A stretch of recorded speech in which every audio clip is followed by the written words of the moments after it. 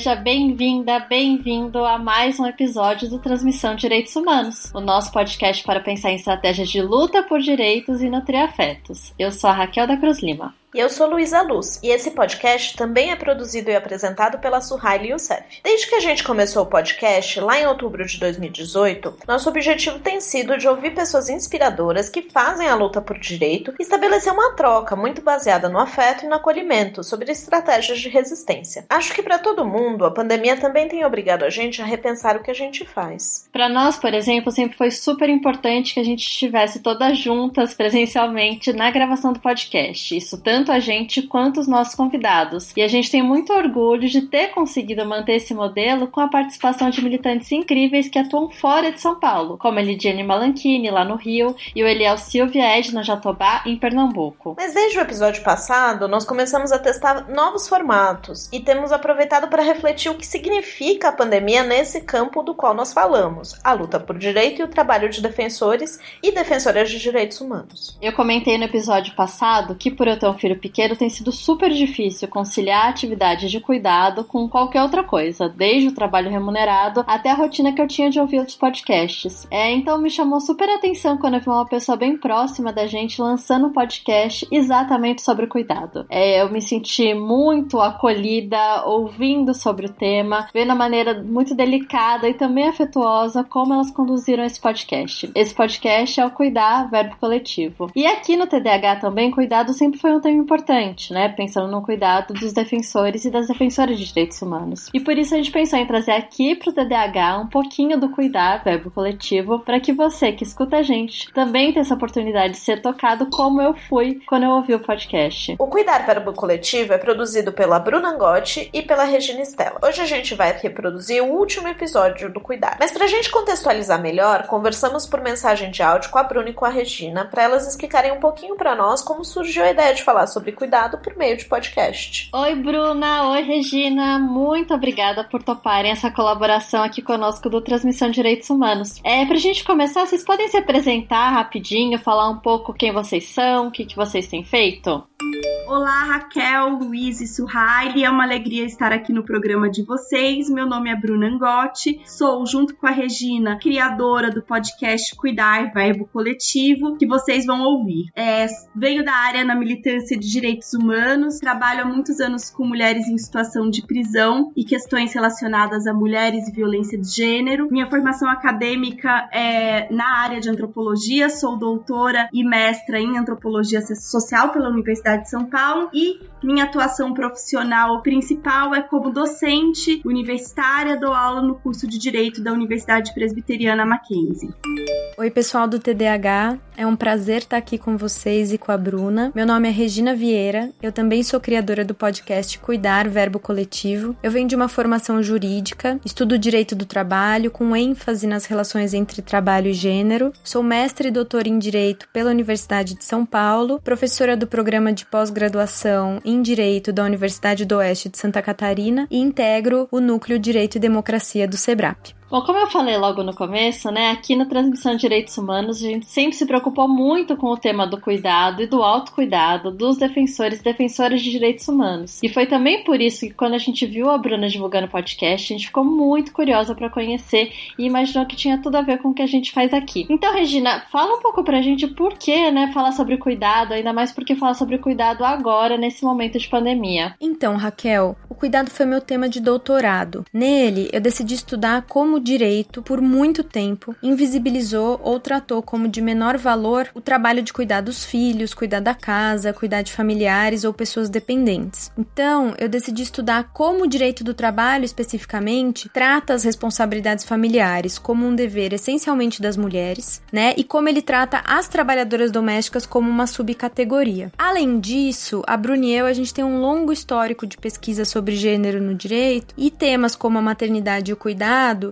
sempre tiveram presentes nas nossas reflexões. O que aconteceu na pandemia é que a questão do cuidado se tornou mais evidente, né? Então, o cuidado, que sempre recaiu sobre as mulheres, se assoberbou por causa do isolamento social, né? Então, por exemplo, a primeira medida tomada pelos governos foi a paralisação das atividades educacionais, inclusive o fechamento de escolas infantis e creches, né? O que estava certíssimo. Só que isso gerou uma refamilização do cuidado, ou seja, pouco cuidado que era feito pelo Estado ou pela iniciativa privada, né, acabou voltando para as famílias. E a realidade das famílias é muito diversa. Logo, a realidade do cuidado também é muito diversa, né? Tem uma distribuição desigual das tarefas do cuidado entre os sexos e também tem uma desigualdade de classe e de raça que se escancarou nesse processo ao longo desses últimos meses. E a gente queria falar desse tema com profundidade e com compromisso, né? Não só repetir o que a mídia dizia, que era cuide de si, cuide dos outros, como se isso fosse uma coisa muito simples ou muito natural. Nossa, Regina, realmente o cuidado tem todas essas dimensões e pra gente é muito rico ver vocês trazendo essa complexidade do assunto, né? Revendo ele sobre outras dimensões. E aí a gente fica com a curiosidade também. E por que criar um podcast? Por que vocês pensaram em fazer essa discussão nesse formato? Bom, a gente resolveu criar o podcast no seguinte contexto. A Regina e o Pedro Nicoli, que é professor da UFMG, escreveram um texto para a revista Cult sobre trabalhadoras domésticas na pandemia. O Renan Quinalha, que é um grande amigo que faz o podcast Entretanto, quando leu o texto, chamou a atenção da Regina para a potência de tratar desse assunto para um público mais amplo e sugeriu o podcast como uma ferramenta. Como a gente trabalha muito juntas, eu e a Regina, em dupla, a gente escreve, a gente pesquisa, a gente sonha, ela me convidou para fazer parte. Então, a gente convidou o Arthur Doca, que é também formado em Direito, produtor musical, para ajudar a gente com a parte técnica, e a gente formou, então, esse trio. A gente partiu do incômodo de perceber como o cuidado na pandemia estava na boca de todo mundo, mas pouco se problematizava o tema, né? Afinal, o que é cuidado? Quem é responsável por cuidar? Quais as dimensões dessa atividade essencial à vida, né? Da qual todos dependemos, mas pouco refletimos a respeito. Como na pandemia as profissões voltadas ao cuidado estavam sendo exercidas. Então, todas essas questões nos inspiraram. E eu acho que tem outro ponto que vale a pena ressaltar, que como professoras universitárias, a gente foi desafiada na pandemia a pensar o ensino e as formas de garantir que o conteúdo das disciplinas chegasse, né, com qualidade à casa dos estudantes. E aí o podcast é um jeito de falar sobre um tema denso, com entrevistas profundas, usando uma ferramenta barata de alto alcance e prática. Então, nasceu aí a nossa ideia e nossas inspirações. Eu acho que a Bruna tocou num ponto que a gente gosta muito aqui, né? E é um dos motivos porque a gente traz esse episódio para você ouvir, né? Tratar com profundidade. A gente sempre defendeu aqui o complexo, mas ele podendo chegar e tendo que chegar em todas as pessoas. O Cuidar Verbo Coletivo é um podcast lindo, acho que merece ser ouvido em todos os episódios, mas a gente escolheu aqui o último episódio para reproduzir no nosso feed. Então, para encerrar, contem pra gente um pouquinho sobre esse episódio que vai ser reproduzido agora. Para nós é uma alegria falar desse episódio, que é o 10º e último dessa temporada do Cuidar Verbo Coletivo. A gente teve a felicidade de conversar com a Helena Irata e a Nádia Guimarães, que são renomadas sociólogas feministas. Elas foram citadas em todos os nossos episódios pelas pessoas que entrevistamos como referências incontornáveis nos estudos do cuidado. Além disso, elas são nossas referências. E por isso, desde o começo, a gente pensou o quão especial seria se elas pudessem participar. Então, elas terem topado foi um presente para nós. Fazer esse episódio de encerramento com a Helena e com a Nádia permitiu uma bonita síntese do que foi essa série especial sobre cuidado na pandemia. No episódio, elas apresentam os conceitos centrais para a teoria do cuidado, mesclando com exemplos empíricos de suas pesquisas. Isso deu carne e osso às relações de cuidado das quais elas estão falando. O título do episódio é Hora de Repartir, tentando explicitar o que foi pra gente gravar o podcast e compartilhar essas aulas que tivemos o privilégio de ouvir e de gravar. Se a pandemia fez a gente parar, né, para repensar várias coisas, nós queríamos usar esse tempo para partilhar sementes e semear, quem sabe, uma sociedade em que o cuidado seja valorizado e visto em sua importância para a vida humana. Esperamos que vocês gostem. Com esse encerramento carinhoso da Regina, a gente vai estender a todo mundo o convite para repensar e olhar para o cuidado de uma forma diferente. Então, vamos ouvir essa aula que ela e a Bruna estão dando pra gente.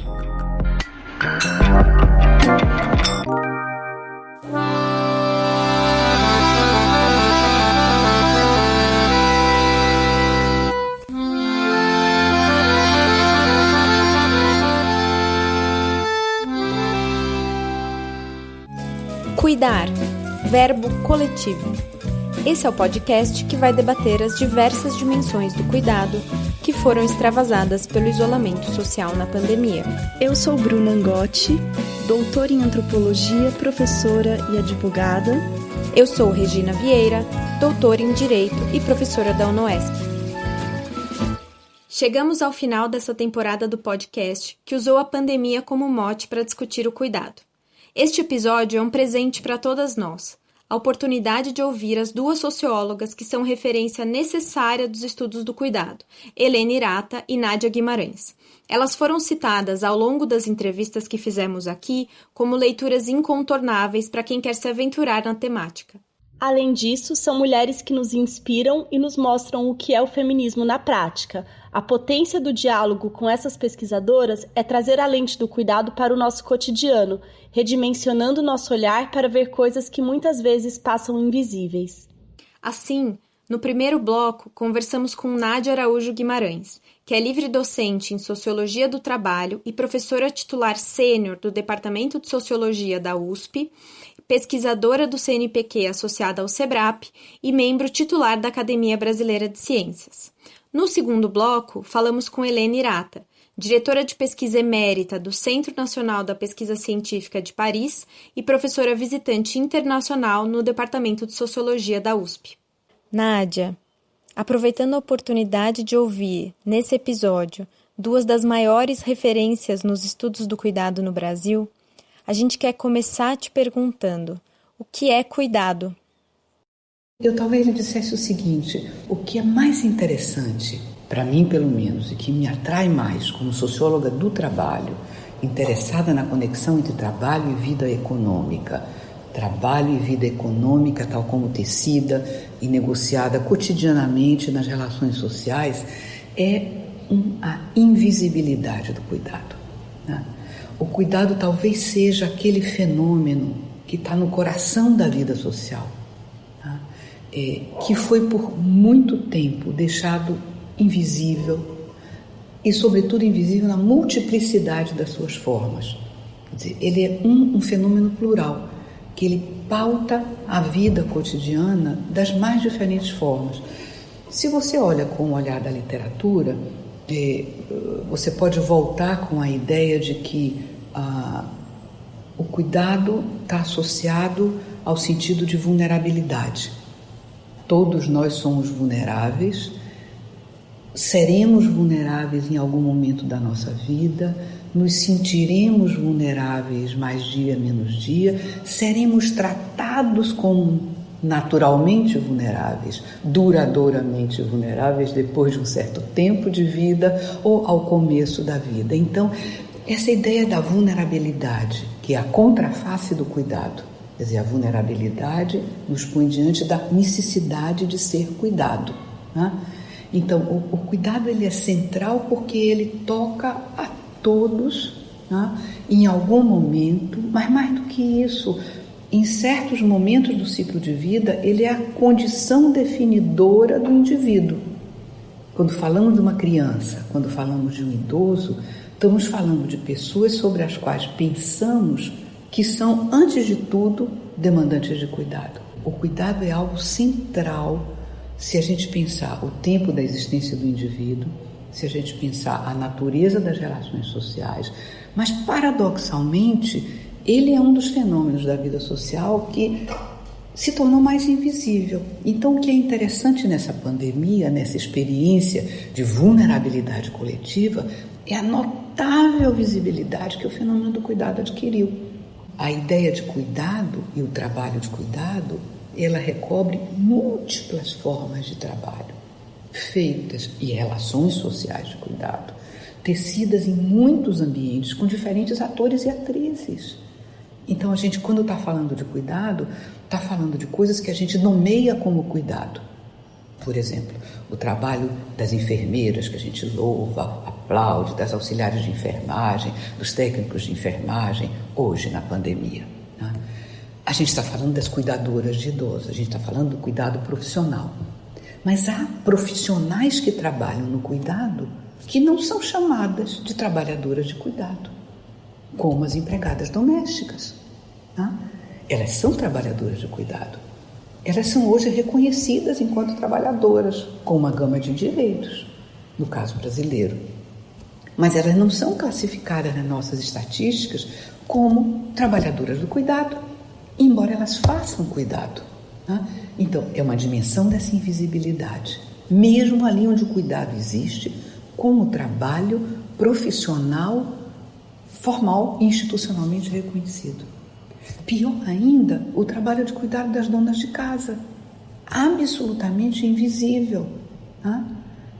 Que não é reconhecido nem por elas, como trabalho. A gente que faz trabalho de campo, você chega numa casa, bate para entrevistar uma mulher, você pergunta, a senhora trabalha? Não. Eu sou do lar. Né? Trabalha enormemente em cuidado, mas é invisível, inclusive, para ela como cuidado. Às vezes o cuidado é uma profissão, às vezes o cuidado não é mais do que uma obrigação. Eu tenho a obrigação de cuidar dos meus filhos, não espero nunca ser paga por isso.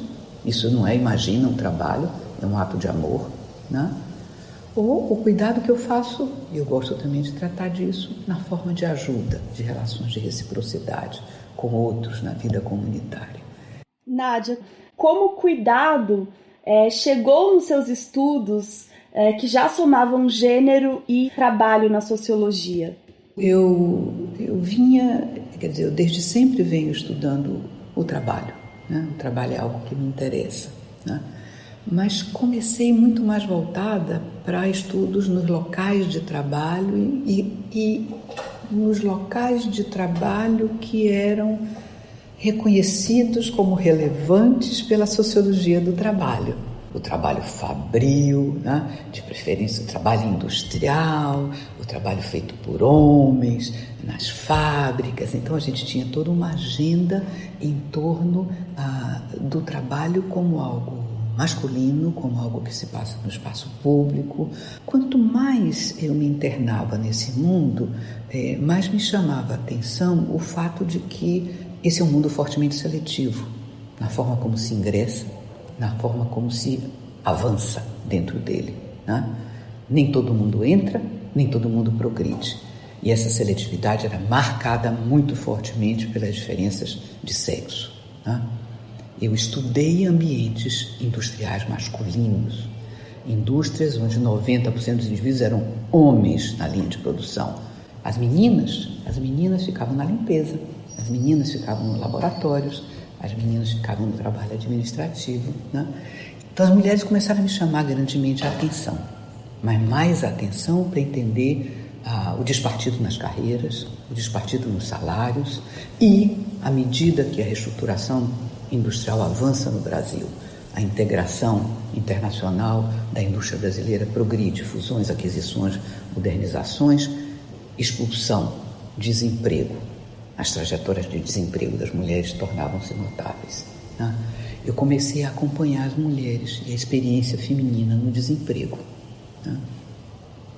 Quanto mais eu acompanhava a experiência feminina no desemprego, eu não chamava de cuidado nesse momento, mais chamava atenção o fato de que como se combinavam não só as jornadas, mas as representações sobre esses múltiplos trabalhos.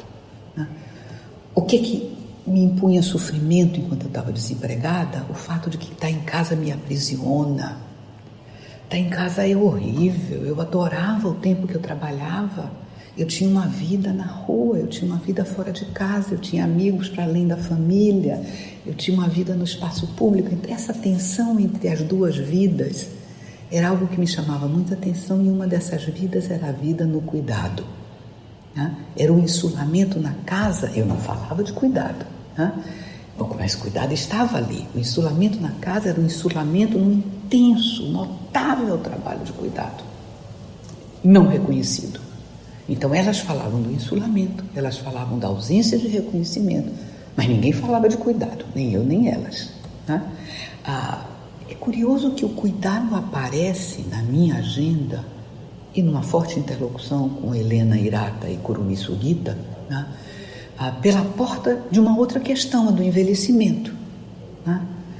Chamava atenção o fato de que os padrões de envelhecimento eram muito diversos, e a gente observava no começo os casos do Japão, da França e do Brasil, onde a gente tinha feito estudos comparativos sobre desemprego, observado mulheres como um dos nossos grupos-alvo, né, mulheres no desemprego, né, mas chamava a atenção a diversidade dos padrões de envelhecimento. Né. O Japão era uma sociedade que a gente podia chamar de em rapidíssimo processo de envelhecimento.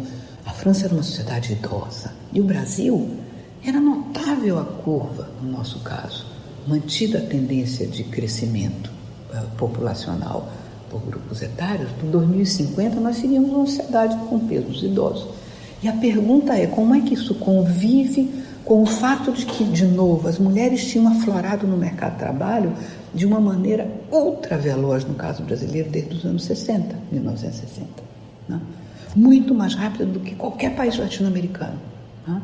Se a gente compara peso da participação feminina na força de trabalho, nós éramos parte, nos anos 50, do bloco onde mulheres trabalhavam muito pouco e pulávamos, nos anos 2000, quase para o padrão dos países ditos desenvolvidos.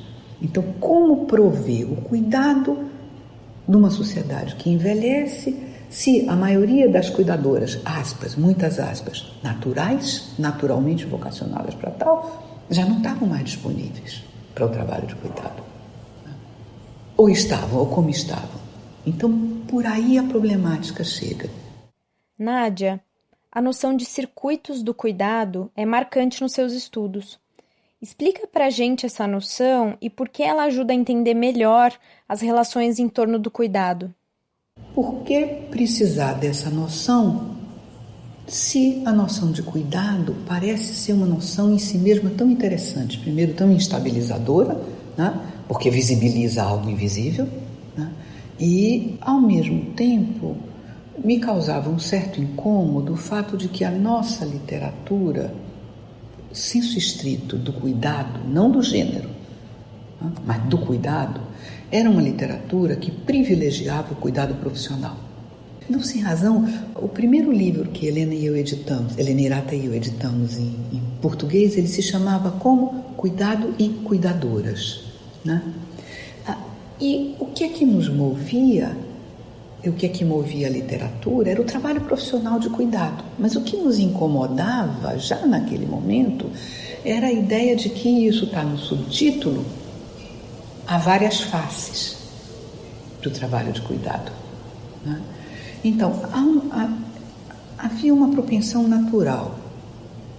Depois eu explico por que eu acho que ela é natural na literatura, a reduzir o olhar sobre o cuidado ao trabalho profissional de cuidado, na literatura do cuidado, não na literatura do gênero, o senso mais largo. Né? Por que eu digo que era natural? Porque, de certa maneira, chamava atenção, né, a emergência de novas profissionais no mercado. Né? Quer dizer, quando as mulheres se retiravam da cena, como as cuidadoras naturais, apareciam nos domicílios as cuidadoras profissionais. Surgiam as instituições de longa permanência de idosos para as famílias mais alentadas financeiramente, que podiam colocar seus idosos em casas de repouso, convivendo com outros idosos, sendo estimulados emocional e cognitivamente, toda uma ideia virtuosa sobre as instituições de longa permanência para idosos que a gente vê até nos filmes, né? Até nos filmes. Então, claro que isso tinha que chamar a atenção, né?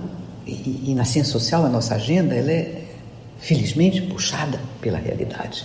Isso estava sobre a mesa, a gente precisava explicar o que estava acontecendo, o que era esse novo reparto. A ideia de circuito, para mim, ela responde à necessidade de dar conta dessa heterogeneidade das formas do cuidado, essas tais várias faces do cuidado. Né? Então, há o trabalho profissional de cuidado, mas ele não esgota o trabalho de cuidado. Né? Com ele convivem outras formas de cuidado.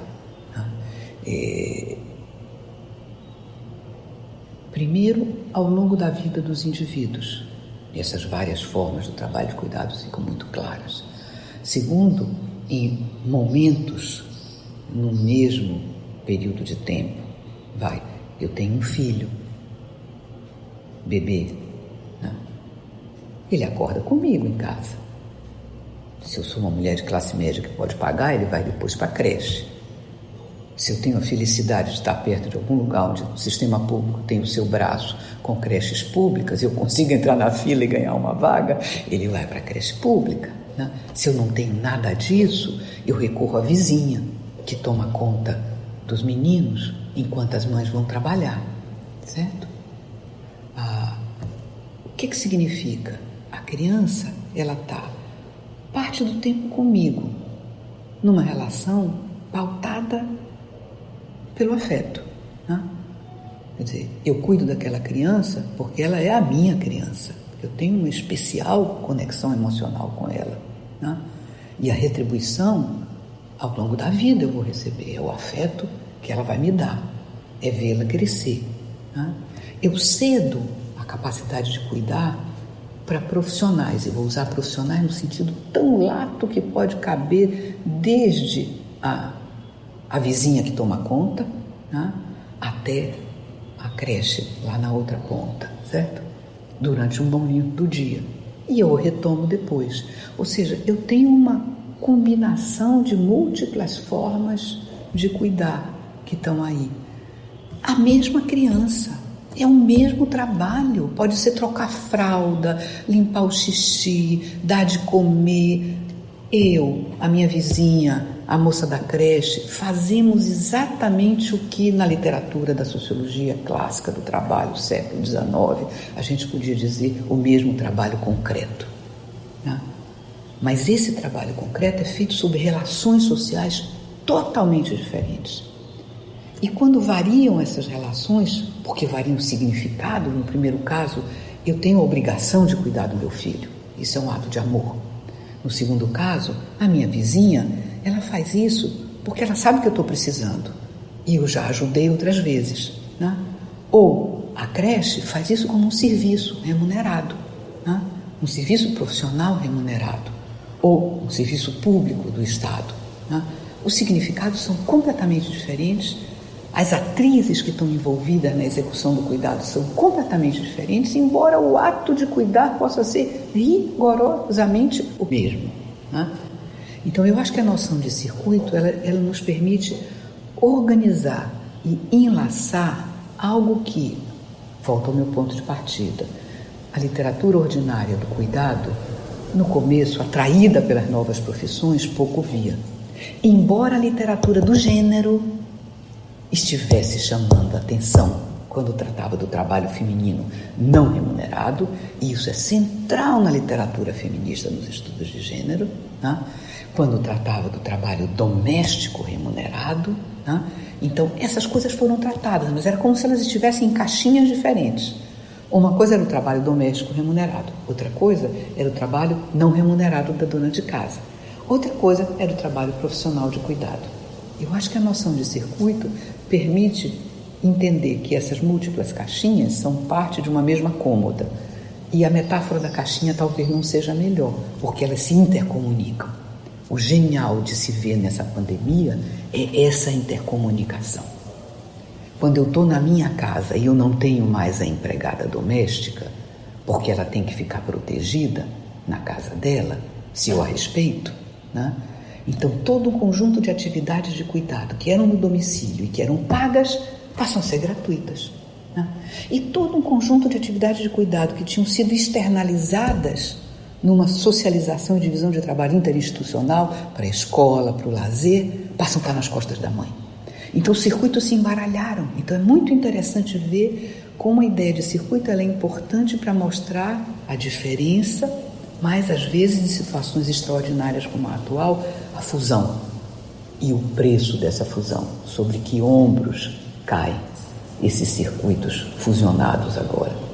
No dossiê que foi lançado esse ano na revista de Estudos Avançados, Tem um texto seu com a Priscila Vieira que aborda uma forma de provimento do cuidado que ainda é pouco documentada, que é o trabalho de cuidado que se reconhece como ajuda. Você pode nos contar um pouquinho sobre essa pesquisa e essa reflexão? Priscila e eu cometemos, eu brinco com ela dizendo que nós cometemos esse trabalho, correndo o risco de puxar essa corda, de elastecer essa discussão do circuito até o limite do que seria o mais heterodoxo. Ou seja, por que diabos, por que cargas d'água eu vou chamar de trabalho, de cuidado, aquilo que ou as pessoas não reconhecem como cuidado, como trabalho, eu tinha falado disso antes, mas como amor, o caso da mãe. Isso é um ato de amor, cansa. Mas é tão bom, eu fico tão feliz de estar com meu filho, né? Então todos nós pensamos, né? e sublimamos dessa forma, né? Isso significa puxar a corda. Mas com a ideia de ajuda, nós resolvemos puxar essa corda ainda mais, né? Quer dizer, há formas assumidas pela relação social de cuidado nas quais as pessoas que nelas estão envolvidas não só não as reconhecem como cuidado, mas nem como trabalho, e muitas vezes sequer há a ideia do pagamento monetário envolvido. E nem o nome cuidado aparece formulado pelas pessoas, né? É interessante porque a mãe diz que ela cuida do filho, né? É de cuidado que se trata, mas não é de trabalho, naquele sentido, trabalho profissional. Dono de casa trabalha, não, eu cuido da casa, né? Trabalha, não, eu cuido das crianças, né?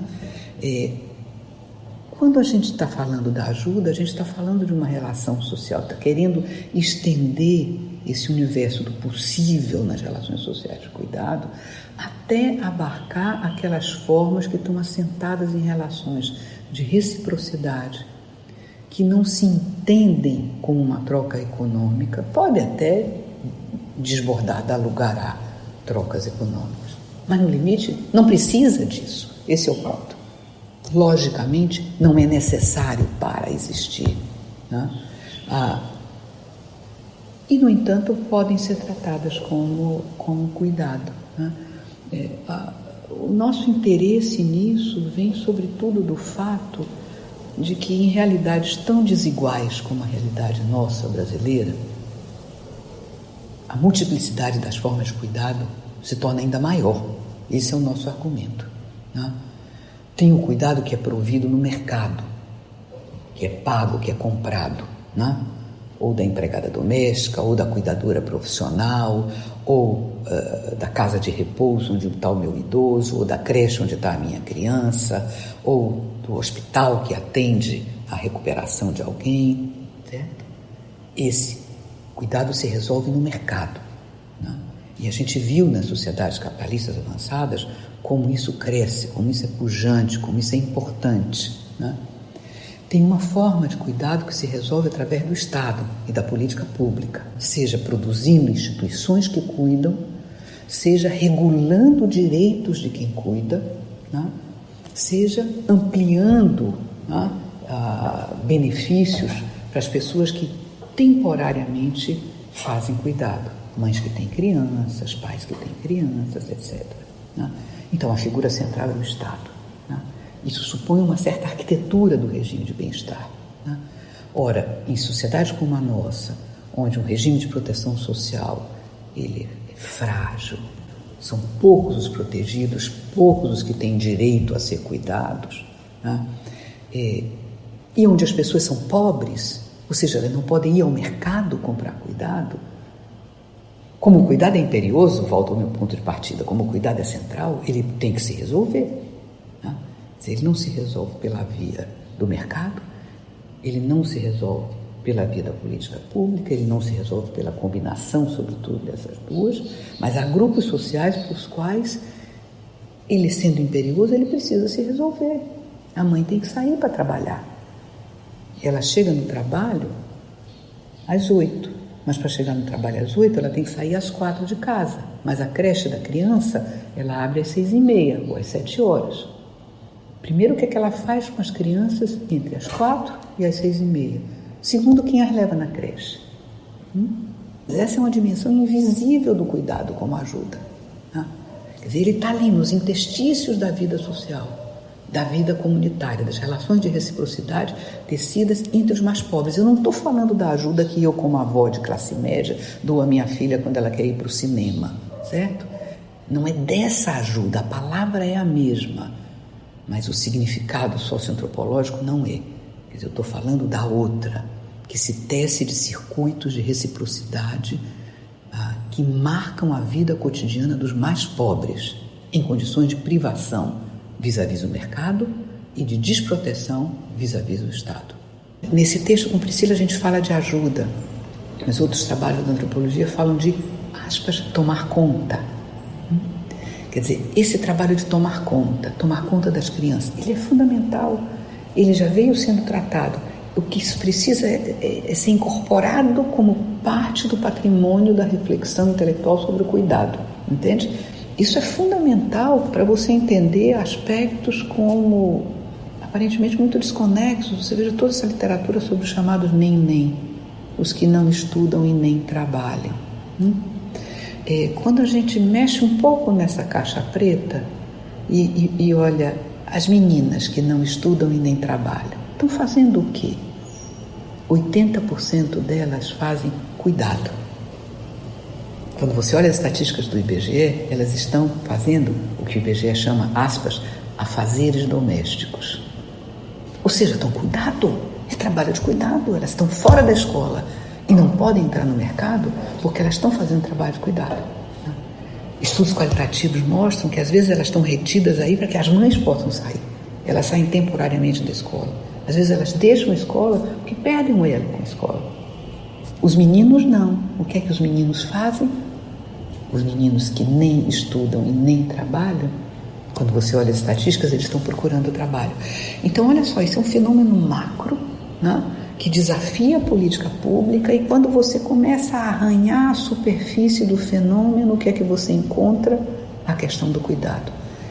Nádia, a gente queria que você nos indicasse leituras e também que nos deixasse uma palavra final para a gente fechar essa temporada do Cuidar Verbo Coletivo. Na medida em que essa temática vai se tornando mais importante, né, na literatura, no estudo do trabalho, no estudo do gênero, mesmo no âmbito da sociologia econômica, você vai tendo uma proliferação de análises que são inspiradoras, né? Que vão para além daquelas que foram as clássicas no campo. Então, por exemplo, no meu trabalho sobre os circuitos, foi muito inspirador o trabalho de uma autora como Viviana Zelizer, que está até traduzido para o português, um livro clássico, talvez onde ela mais se aproxima disso, dessa agenda, o Purchase of Intimacy. Em português eu acho que ele se chama O Resgate da Intimidade. O Resgate da Intimidade. Tá? Mas é bem interessante como você tem também uma literatura que vai em direção a pensar a questão das emoções na relação com o cuidado. Subjetividade, emoções, e é uma literatura ampla, né? Uma literatura internacional, mas também latino-americana. Tem uma mexicana muito interessante chamada Marina Aritza, que trabalha com isso. Vocês próprios ouviram Ângelo Soares numa outra emissão, né? Eu acho que essa é uma linha muito interessante para alguém da audiência que esteja interessado no tema, né? Coisas novas, por exemplo, que dizem do debate sobre o autocuidado, o cuidado de si. E olha que a coisa da pandemia põe a discussão sobre o cuidado de si no centro da cena, né? Então, reflexões mais recentes de Pascal Moulinier sobre o cuidado de si são muito inspiradoras, mas formas de cuidado como nutrientes de identidades. Então, o trabalho feito por Luz Gabriela Arango, a Mara Viveiros, o grupo em torno delas na Colômbia, sobre identidades negras e cuidado, que reverbera o trabalho que já se fazia no Brasil sobre os cabelos e o cuidado. O cuidado como um mecanismo, como uma ferramenta, como um meio, né? Nutriente fundamental para eu recriar, afirmar identidade. O cuidado de si, o cuidado pessoal. Eu agora ando muito interessada, por exemplo, na conexão entre o cuidado e religião. No candomblé, a ideia do cuidado é fundamental. Se cuida dos fiéis. Alguns estudos sobre evangélicos e sobre comunidades evangélicas são muito importantes para mostrar como o cuidado é central na relação que se estabelece ao interior dessas comunidades, né? Mas o cuidado sempre foi central para o que a gente chama na literatura antropológica as famílias de santo, não as famílias de sangue, né? As famílias de santo se assentam na ideia de obrigações e reciprocidade. Toda uma literatura encantadora nesse campo, né? Que vem de clássicos como Vivaldo da Costa Lima, que nem de longe pensava a questão do cuidado, mas pensava esse outro tipo de relação de família, onde o cuidar é fundamental. Então, eu acho que tem caminhos notáveis, se alguém tiver, como eu sou aficionada pelo campo, se alguém tiver interessado em seguir adiante, tem reflexão, e reflexão brasileira, acessível em português, para trabalhar nesse sentido. A palavra final eu acho que é de agradecimento a vocês e de novo de parabéns, né? E eu acho que a convicção de que iniciativas como essa que vocês fizeram, elas são fundamentais para consolidar um campo. Eu acho que hoje um campo de conhecimento ele não se consolida somente na sala de aula. Então isso que vocês estão fazendo, essa é a minha última palavra, nos deixa uma lição. Quer dizer, é fundamental nesse momento criar portas por onde circulem esses conhecimentos, né? Que são todos muito vívidos, mas que às vezes não conversam um com o outro. E se conversassem, eu acho que a qualidade da nossa compreensão da realidade e das nossas ações sobre a realidade, ela aumentaria muito. Então, a minha palavra final é de muito obrigada. Está sendo uma aprendizagem discutir pensando esse outro tipo de interlocução. Aprender com esse outro tipo de interlocução.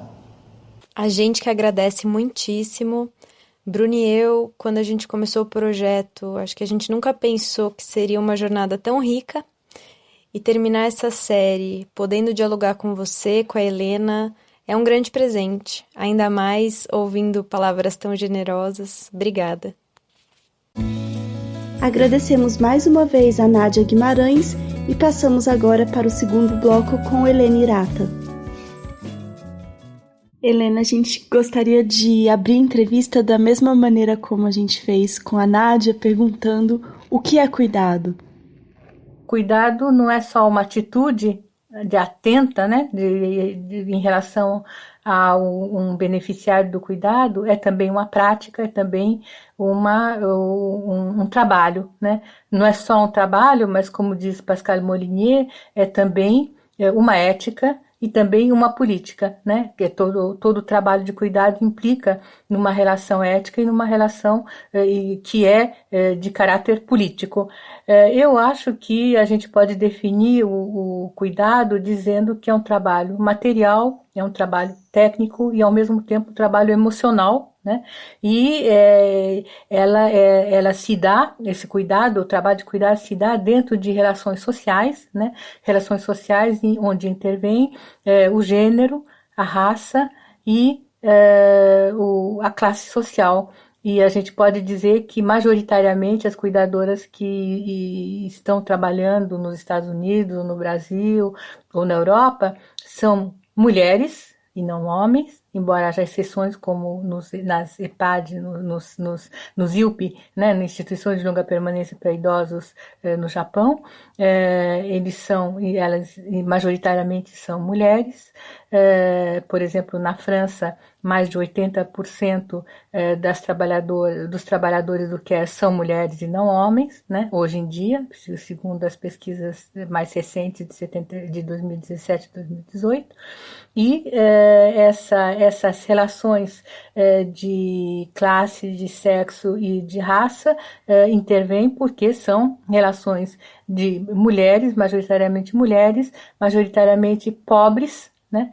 De classes não abastadas, de classes pobres, e ao mesmo tempo de raça negra, parda, etc., o que dá para ver muito bem no caso do Brasil e também no caso da França, onde na região de Paris e da região próxima, chamada Île-de-France, né, a região perto de Paris, são imigrantes que vêm da África subsaariana, que vêm de países onde a população negra imigra para trabalhar em países como a França, a Itália, etc. Então, essa relação social entre o beneficiário do cuidado e o provedor de cuidado é uma relação onde se imbrinca, né, ou se intersecciona esses diferentes aspectos, a raça, a classe e o gênero. A gente pode aí dizer que o conceito de interseccionalidade, que está na moda, né, pode ajudar a pensar o cuidado como sendo algo que está imbricando todas essas relações sociais no momento em que há uma relação entre o beneficiário e o provedor do cuidado. Então, eu acho que o cuidado é uma prática,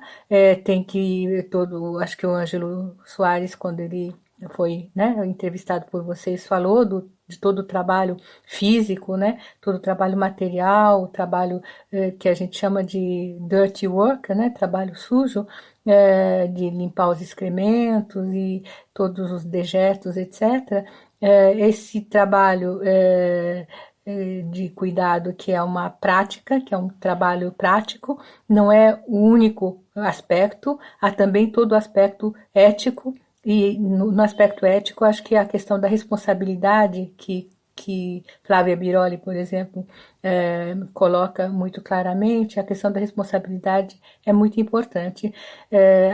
O cuidador se considera responsável pela vida e pelo bem-estar do outro, né, daquele que ela está cuidando, e essa responsabilidade que ela sente em relação à vida e ao cuidado, à vida e ao bem-estar do idoso, ou então de uma criança, no caso das babás, etc., essa relação não é o trabalho prático, o trabalho físico, no sentido estrito, mas faz parte do que a gente chama de ética do cuidado.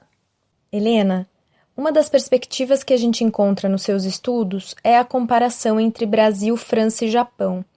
Inclusive, no dossiê Trabalho, Gênero e Cuidado, lançado esse ano na revista Estudos Avançados, o seu artigo aborda pontos de convergência e divergência nas relações de cuidado nesses 3 países.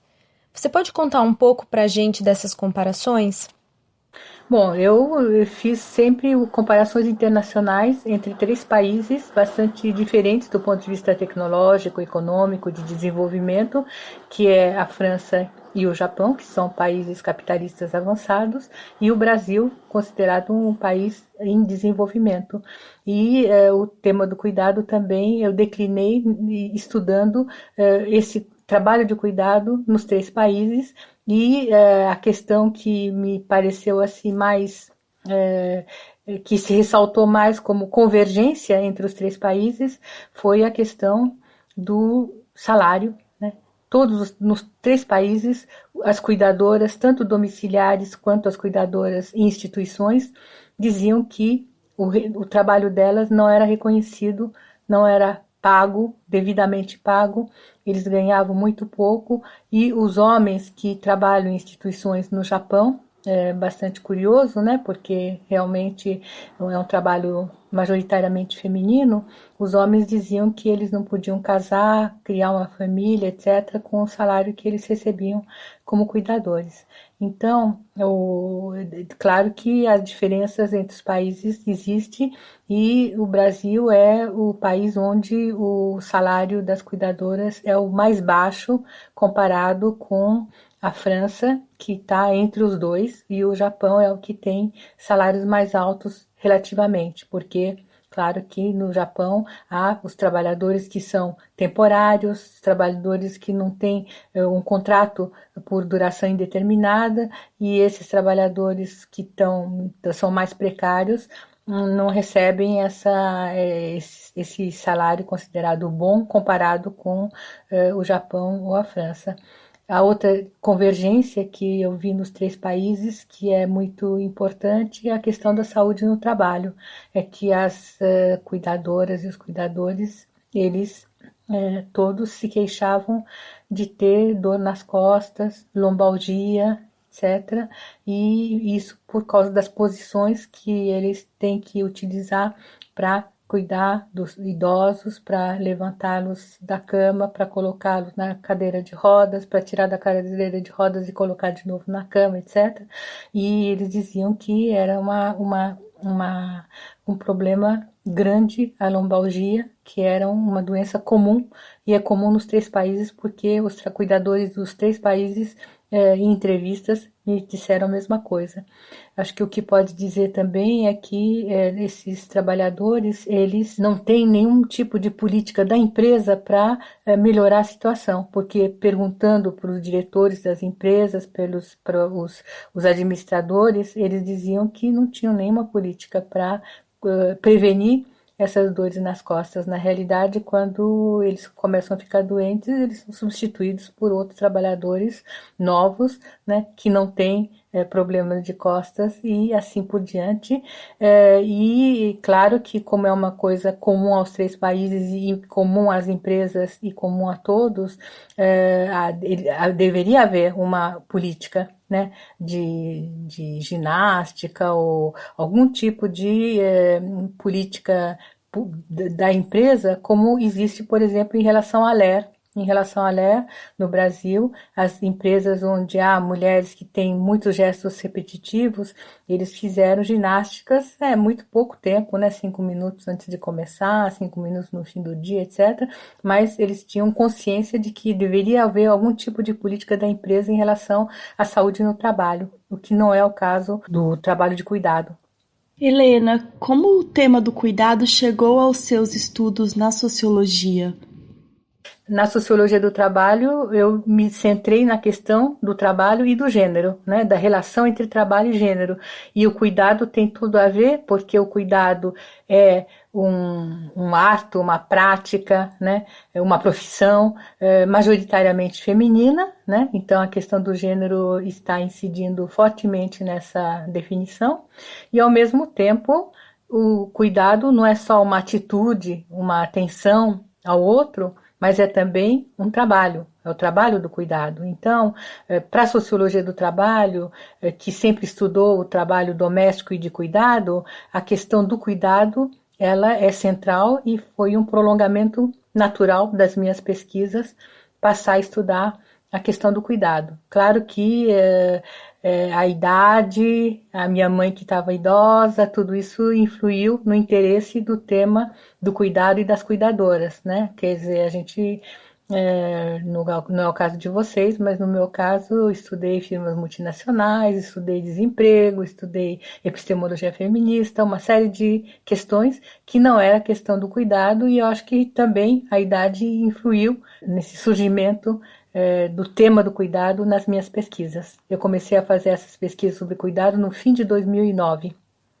Helena, em janeiro de 2020, em Paris, foi organizado um seminário em homenagem à sua obra. A gente queria que você contasse como gênero e trabalho tangenciam as suas reflexões, os seus estudos. Eu acho que a questão do gênero e do trabalho, ela começou a me interessar porque, trabalhando com as firmas multinacionais, eu vi que os trabalhadores não tinham sexo, né? Os trabalhadores não eram trabalhadores neutros, mas as empresas procuravam um certo tipo de trabalhadores do sexo feminino ou do sexo masculino, com tais e tais habilidades e tais características, etc. E essa relação da mão de obra procurada pelas empresas e a empresa era uma relação permeada pela questão do gênero, né, pela questão da classe. Eu acho que a Danielle Kerbrat trabalhou bastante com a relação entre classe e gênero e mais recentemente com a questão da raça, mas de fato o que nos estudos do trabalho aparece como claro é que o trabalho tem um sexo, o trabalho tem um gênero, né?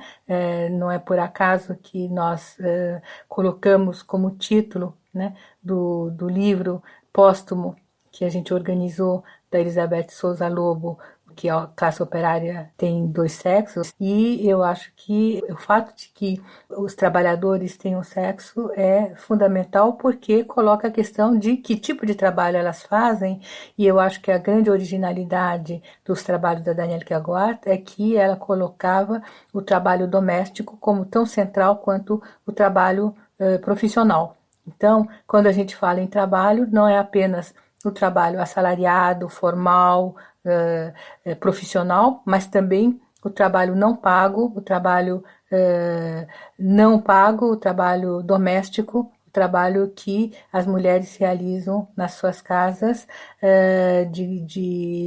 tanto o trabalho repetitivo, o trabalho doméstico repetitivo, quanto o cuidado das crianças, e isso deu para ver muito bem como a questão é central agora com a pandemia, porque vários estudos têm mostrado que os homens começaram a fazer mais trabalho doméstico do que antes, porque estavam agora em casa, trabalhando em teletrabalho, mas que as mulheres, elas estavam muito mais trabalhando do que antes, porque não só elas cuidavam do que elas já cuidavam antes, como estando em casa elas tinham que cuidar dos deveres das crianças, quando as crianças na realidade faziam isso na escola principalmente, tinham que estudar com as crianças, proporcionar lazer às crianças, além de fazer 3 refeições por dia, coisa que as mulheres, sobretudo aqui na França, não tinham mais o hábito de fazer, porque na hora do almoço as crianças comem na escola,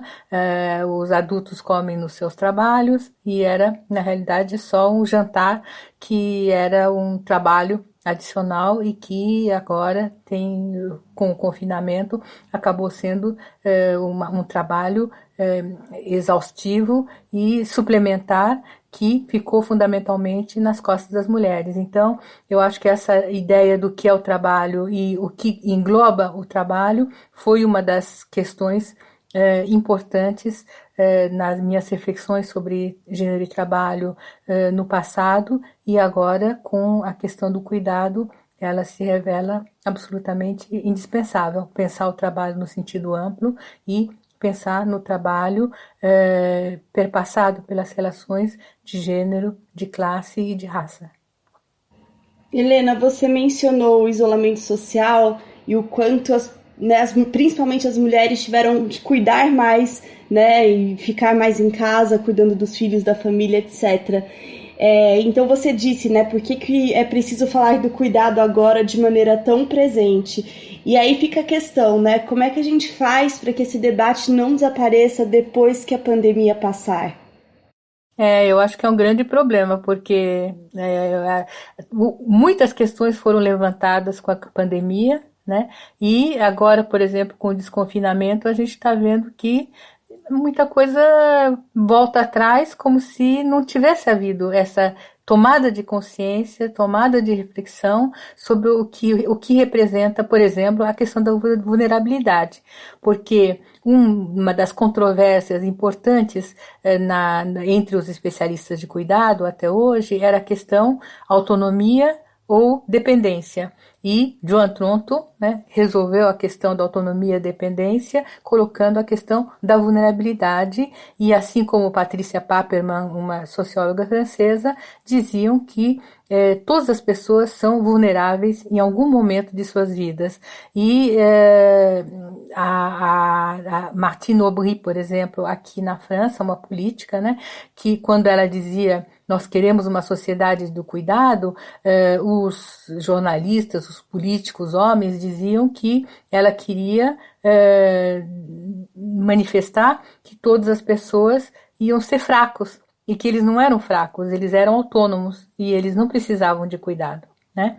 E essa discussão mudou com a pandemia, porque com a pandemia todo mundo se sentiu em perigo, todo mundo se sentiu vulnerável, né? Até o presidente Macron na França, em abril, quando ele falou no prolongamento do confinamento, ele disse que eles tinham talvez esquecido, mas que todas as pessoas eram vulneráveis. E ele disse claramente, e ele é um homem branco, na força da idade, né, de rico, quer dizer, não tinha nenhuma branco, né? Então não haveria nenhuma razão para ele dizer que ele se sentia vulnerável. E ele só se disse vulnerável e disse que todo mundo era vulnerável por causa da pandemia, que mostrou que todo mundo precisava de care, isto é, de cuidado, assim como precisava de cure, isto é, de cuidados médicos, né, de soins, como dizem os franceses, cuidado para a sua saúde. Então, eu acho que essa tomada de consciência de que todos nós somos vulneráveis é algo que, terminada a pandemia, pode também desaparecer como ideia, como até hoje ele não aparecia. Quer dizer, não era uma discussão, a vulnerabilidade restrito ao universo dos especialistas de cuidado. E fora desse universo de especialistas de cuidado, não se falava da vulnerabilidade que atingia todas as pessoas. E, quando começou a pandemia, todo mundo, inclusive nos e-mails, etc., né, diziam take care, tomem cuidado, cuidem-se. Em todas as línguas a gente viu que essa era a palavra de ordem central para esse período. E o cuidado, de repente, saiu da sua toca, né, de especialistas para se tornar um tema central, né? O care se tornou central na sociedade e nas sociedades onde elas existiram. Isso não significa que as pessoas que cuidam, as cuidadoras, as auxiliares de enfermagem, as enfermeiras, estejam tendo reconhecidas o seu trabalho, e esse não reconhecimento monetário e o não reconhecimento simbólico está sendo cobrado.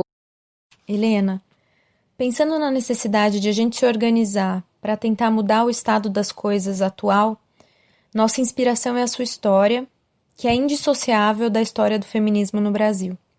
Você atuou no Círculo de Mulheres Brasileiras em Paris, que era um grupo de imigrantes e exiladas brasileiras na época da ditadura, do qual você fez parte.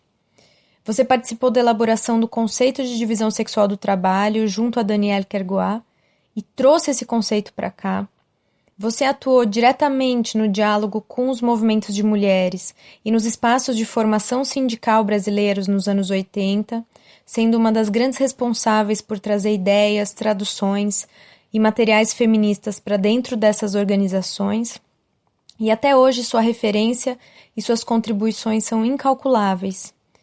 Então a gente queria que você contasse um pouco desses seus passos e que você falasse sobre a importância dessas pontes entre academia e ação política que você fez tão bem ao longo da vida. Essa relação entre academia e política continua, e eu acho que um exemplo é o Círculo de Mulheres Brasileiras 40 anos depois, que se reformou e tem um núcleo mais importante no Rio, mas também em outros estados como Rio Grande do Sul, São Paulo, etc. E elas ao mesmo tempo organizam e participam de manifestações e ao mesmo tempo têm relação com a academia, com as fontes, digamos, do feminismo, do movimento feminista, do pensamento feminista, etc. Eu acho que eu não era feminista quando militei no Brasil no fim dos anos 60, porque não havia feminismo nas organizações políticas e as mulheres que participavam das organizações políticas não eram feministas, porque inclusive não havia essa possibilidade, considerando-se que a repressão justificava que, por exemplo, se dissesse que as mulheres não deveriam ter filhos porque ter filhos poderia chamar a repressão, porque é um ser frágil, pequeno, etc. E a gente concordava com isso porque era um dever, digamos, de pessoas organizadas de pensar primeiro na segurança da organização. E eu acho que o feminismo foi algo que me veio, sobretudo quando cheguei na França, e onde nas organizações de esquerda, como a Liga Comunista Revolucionária, as mulheres nessas organizações tinham os seus círculos feministas e pertenciam a organizações feministas, e eu acho que houve uma discussão bastante intensa sobre as práticas feministas e a relação entre organizações e feminismo, organizações políticas e feminismo, e eu acho que todas as grandes pesquisadoras francesas se beneficiaram dessa discussão entre organizações políticas e o feminismo, inclusive em termos de análises teóricas. Por exemplo, a Christine Delphi falava nas relações patriarcais, mas a partir da matriz das relações de produção, que era uma categoria marxista. Então, acho que é muito importante o que você acentua, você sublinha, né, da relação entre movimento e teoria. Eu acho que realmente a teoria não tem muito sentido se ela não irriga o movimento, e ao mesmo tempo, sem que o movimento irrigue a teoria, também a teoria fica um pouco vazia e muito sem sentido, né? E acho que tudo que eu pude fazer no Brasil, chegando em 79, 80, logo depois da anistia, foi poder trabalhar junto com o sindicato dos metalúrgicos do ABC, por exemplo, onde haviam mulheres que trabalhavam dentro de uma perspectiva feminista, e para poder discutir sobre a questão, por exemplo, do modelo japonês, do círculo de controle de qualidade, etc., dentro de uma perspectiva política, né, levando em conta o aprendizado que eu tive fazendo a minha pesquisa comparativa Brasil, França, Japão, dentro do movimento sindical. Eu acho que foi uma experiência bastante interessante, importante, que eu pude realizar dentro desse período entre 80 e hoje em dia. Helena, o seu nome foi referência de todas as pessoas que passaram pelo podcast. A gente falava, tem alguma indicação bibliográfica? Todo mundo falava, obviamente, tem que ler Helena Hirata. Então, a gente encerra essa série especial sobre cuidado contigo, né, com a referência principal, e a gente está muito feliz por isso.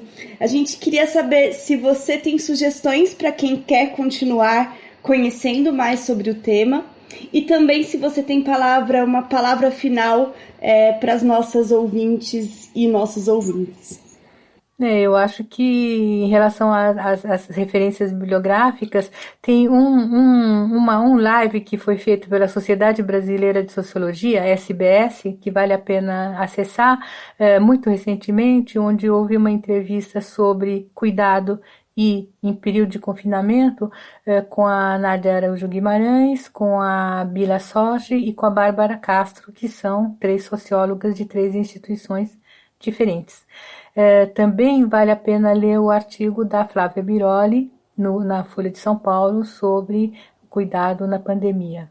Claro que não deixaria de citar o dossiê em que a Regina Stella participou do Estudos Avançados, acho que já foi citado, onde há 5 artigos que são sobre cuidado, sobre diferentes óticas, mas sobretudo colocando em evidência a questão da resistência, das mobilizações, etc., que é algo relativamente esquecido nesses tipos de literatura.